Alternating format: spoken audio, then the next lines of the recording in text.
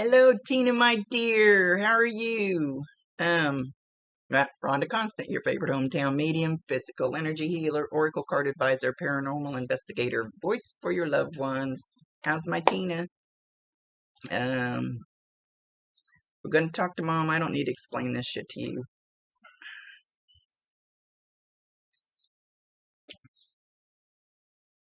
She's pissed.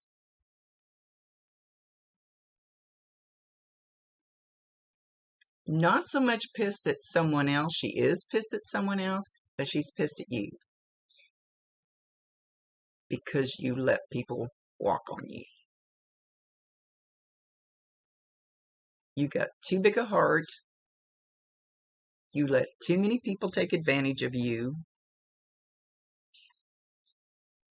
and she's pissed because you need to grab your balls.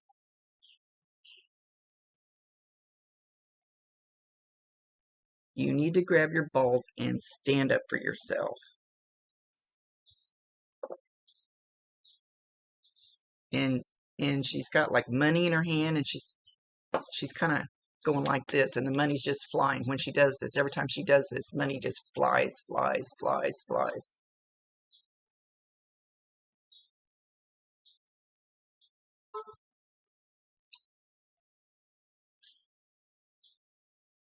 Grab your balls.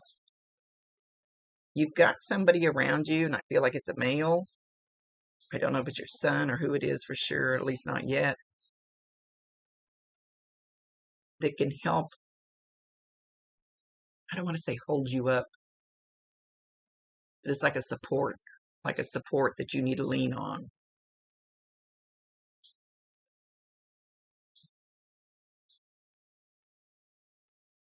Don't you dare let anybody do this to you again. She says you're an easy target,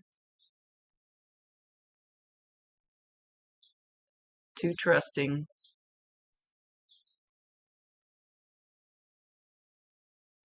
It's a lesson you need to learn.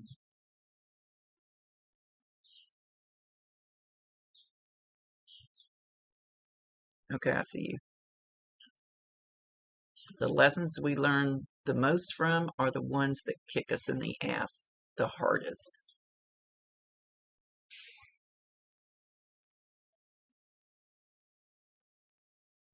Those are the ones we remember. The little foo-foo lessons, we go, yeah, and then we might make that mistake again. And yeah, well, we might make that mistake again when they're little ones. This had to come up and hit you in the face in order for you to learn to stand up for yourself, to not let people take advantage of you. Because evidently you've had little lessons. I see. You've had little lessons along the way, and you kind of poo-pooed them. Okay, okay, that one didn't hurt too bad. Okay, that one didn't hurt too bad. You had to have one come up and kick you in the ass before you're going to stand up and go, I'm not going to take this shit anymore. I don't deserve it. And Mom's going like this.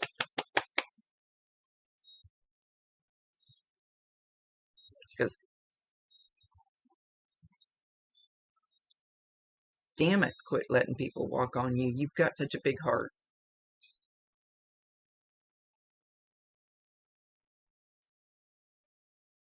I know. Have you gone back and volunteered at something like a soup kitchen or um, a Salvation Army or something along that line that she's acknowledging?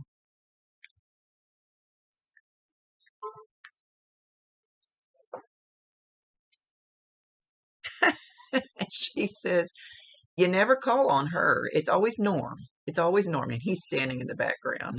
And right now, she's not letting him come through. He's standing back there, making his presence known. But she says, you always call on him. What about me? What about me? Am I chopped liver? She's getting a little, I don't know if indignant is the right word. Maybe, well, if we could get our feelings hurt up there, which we don't, um, she would have her feelings hurt. You never call him Mom. Never call him Mom. but you need me this time because I know what's going on and I know those. Well, he does too.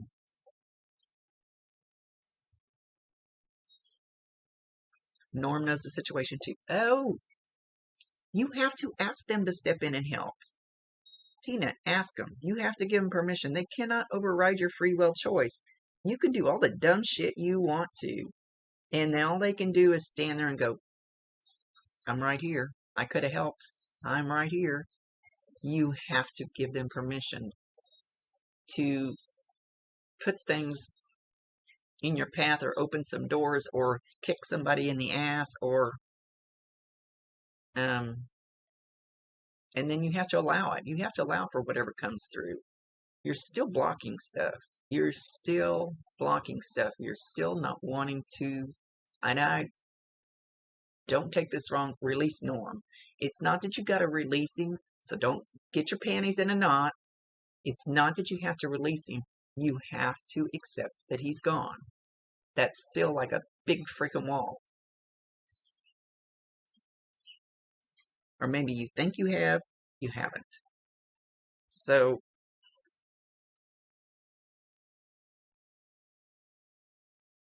accepting that he's gone doesn't mean you're releasing him. Doesn't mean he's going to go anywhere. It just means that you accept that this is the way life is right now. So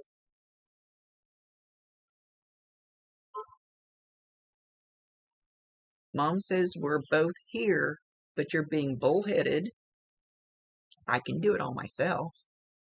That's the way Mom did it. She says, that's the way she's acting. I can do it all myself. I don't need your help. I'm a big girl. She's almost being a little catty about it. Oh, she says her nose is out of joint. And we don't really have those kind of feelings when we're up there. We get rid of all that negative crap when they cleanse us when we get back up there. But if her nose could be out of joint, it would be. Never call him Mom. It's always Norm. And he's laughing hysterically in the background. He's loving the whole thing. Naughty boy. Naughty boy.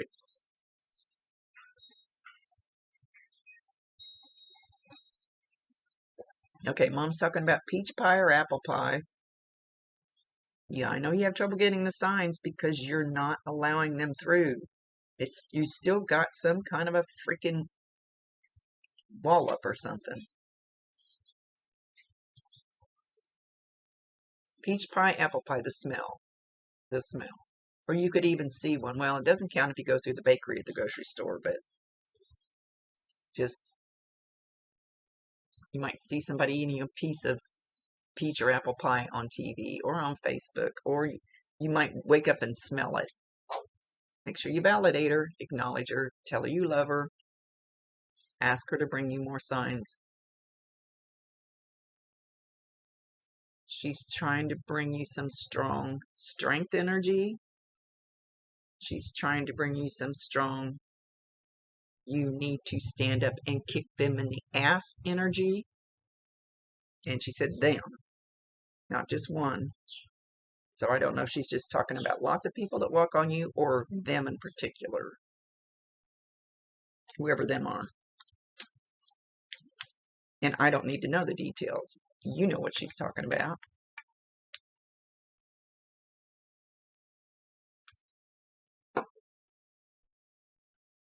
And the same thing goes for both of them here, Mom and Norm. You have to ask them. You have to give them permission to step in. Not beg, not demand, not, God damn it, where are you shit? Because I did that. Just ask them, please.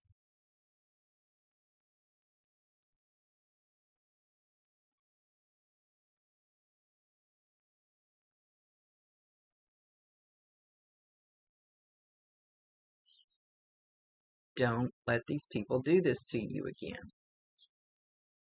It's like a repeating pattern for you. Mom, that's what Mom says. It's like a repeating pattern.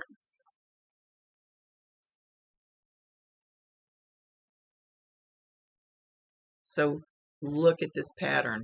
Look at the way this happened, that it had to come and kick you in the ass, in the face, hit you in the face to get your attention. What is this pattern? It just keeps, you keep doing it, doing it, doing it, doing it. And it keeps coming back. It's, what's the one I had? I had one, just kept coming back, coming back. It's like I told my son, I said, you pick the same girls, only it's a different face. It's the same energy, the same type of person, the same crap. They were all shit. And if they kept picking the same shitty girl, same shitty girl, same shitty girl, just had a different face and different color hair. And I said, you've got to change that. You've got to pick something different. He did. And yeah, now he's married. Never been married before. So it's that you got to change that cycle. This is a lesson for you to learn. This is one of the things you're here to, not cleanse, that's not the right word.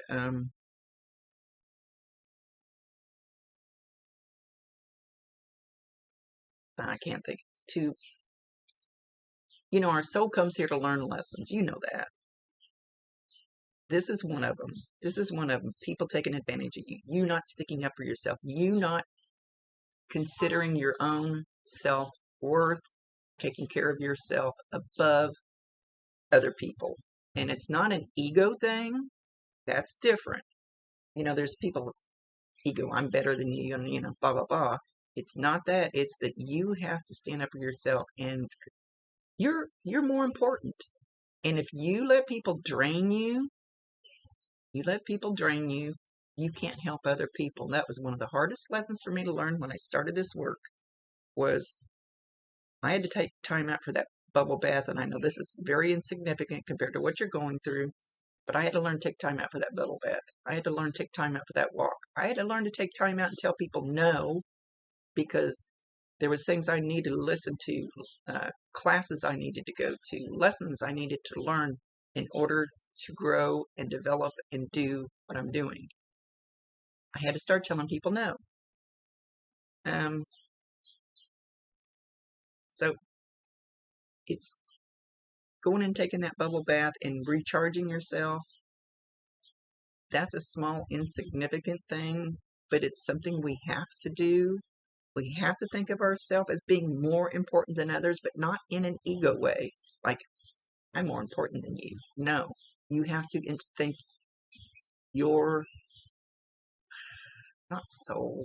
Soul is not the word I want to use. Your energy. Pull your energy back in. Put that bubble around you. Put that freaking bubble around you. Pull your energy back in. Cut those cords. You know what all those things mean. Cut those damn cords. That doesn't mean you never talk to somebody again. It just means they're not draining the fucking energy out of you.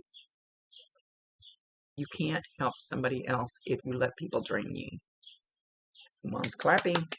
That's what she wants you to hear.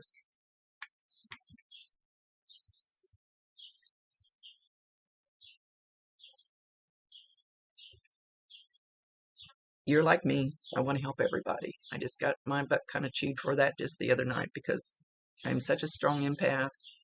And a guy who was the anniversary of him losing his girlfriend, and we sat on the deck of the place I go to, and I could just feel his pain, and I didn't want to leave. I just kept patting his arm. And my friend says, he got himself into this mess, you know. No, I could feel his deep pain. So we just want to help people when we feel that, right? But if we don't replenish ourselves more than what we give out, then we're fucked. Then we get sick. So where was I going? You have to think of yourself first instead of just helping everybody.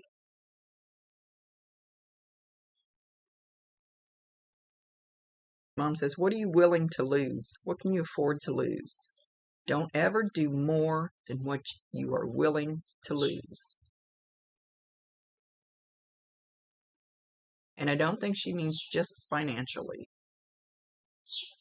Don't ever do more than you're willing to lose. I don't think I've ever heard that before. I totally get it. And financially would be one way, but also energetically.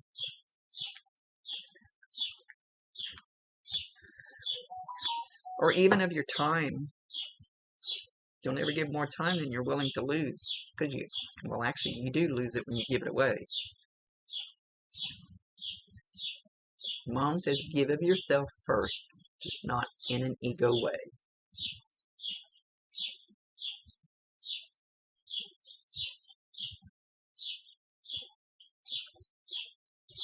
This is all going to come around. Don't take it so hard. Take a step back. It's Mom talking. Take a step back. Mom wants you to take a step back and look at whatever the situation is like you're an observer, like you are not invested in it with your heart, your energy, whatever you've got invested in the situation. Take a step back and just look at it like you're a stranger to it, like you don't even know these people. And put yourself out there too. Just like you're watching the shit show and you're a total stranger, and look at it that way. And what do you see? Pick it apart. What do you see? Mom says what goes around comes around. That kind of sounds like a karma thing. And I don't think this was karma on you. I don't feel karma on you. So I don't know that it's really a karmic situation.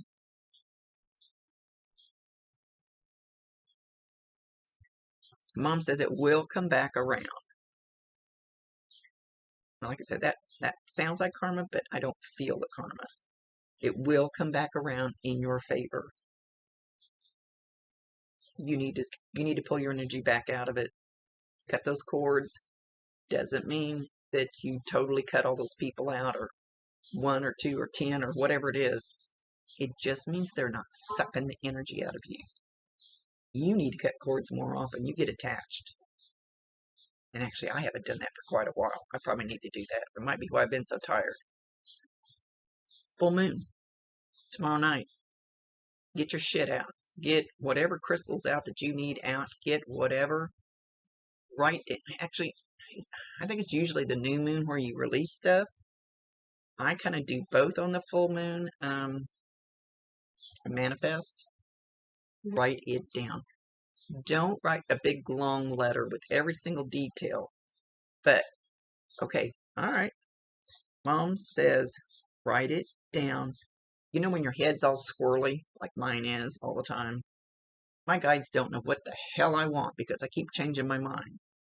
If you write it down, just one little sentence for each thing, just one, not all the details, because they'll provide the details. You can't believe the things that have happened in my life the last couple of years, that the things I wanted, that I got, but I never, ever could have manifested the way that I got them. Never would have crossed my mind. Ever.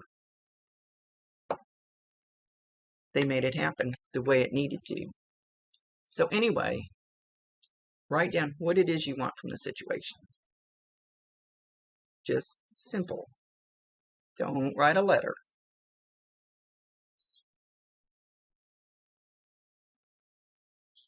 Write also what you would like to release.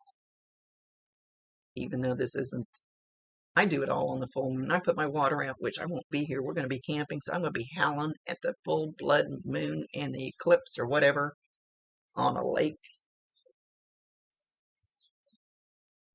Camping in a trailer. This should be freaking awesome, as long as the clouds aren't out. Anyway, that's my shit. Write it down. Tomorrow night, on the full moon, burn it. Yeah, it sounds a little witchy, doesn't it? You know how this works. Burn it.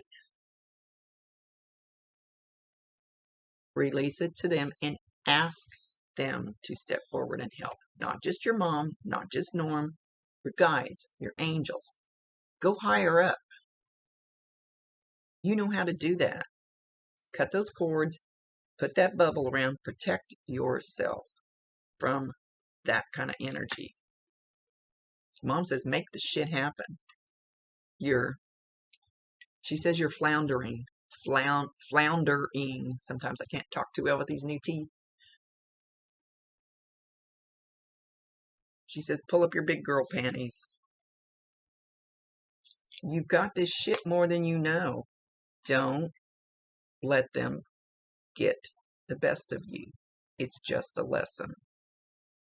Learn the lesson and it will all go away. And I don't think I need to explain all of that to you because I think you have a general idea. Maybe not all of it, but most of it. You do the self-work. It'll change the energy of the whole situation. And like standing back, it's like I tell people, go sit on your kitchen floor. Now, what do you see? Then go stand on the kitchen counter. It's a different perspective. Don't look at the dirt on top of my fridge, though. It's a whole different perspective. You need to step back and look at it like a stranger, like a different perspective, and then start picking it apart. Do that before you write down your shit for the full moon and burn it. This should be a powerful one, and I haven't felt it yet, which is unusual, because usually by now, when the full moon starts coming in, I'm like, wah! Because it just kicks my ass, but I'm not feeling that yet. So hopefully this will be a good one. It's supposed to storm its ass off while we're camping. Hopefully not tomorrow night during the moon. But the sky is cloudy, so that'll piss me off if I don't get to see it.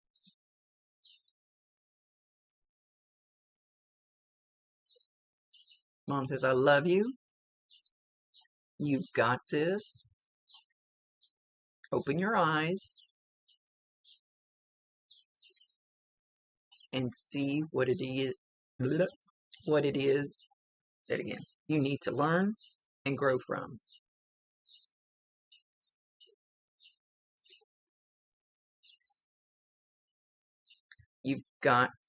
You need to handle this one so it doesn't happen again, or when it does approach you again, they will test you. They will test you after this to see if you learn from this. And if you didn't learn from this, it's going to happen again and again and again until you learn, because it's something you have to release or grow from or learn from or something along that line. Norman's back there waving because Mom's not going to let me talk. Not this time. He says, she's got this shit. I don't need to. But he's like throwing a ball over the top of your mom over here, over to me. He says, still tell her I love her. I'll get over Mom somehow. I'll get over her. That's funny. It looked like a volleyball or something coming over.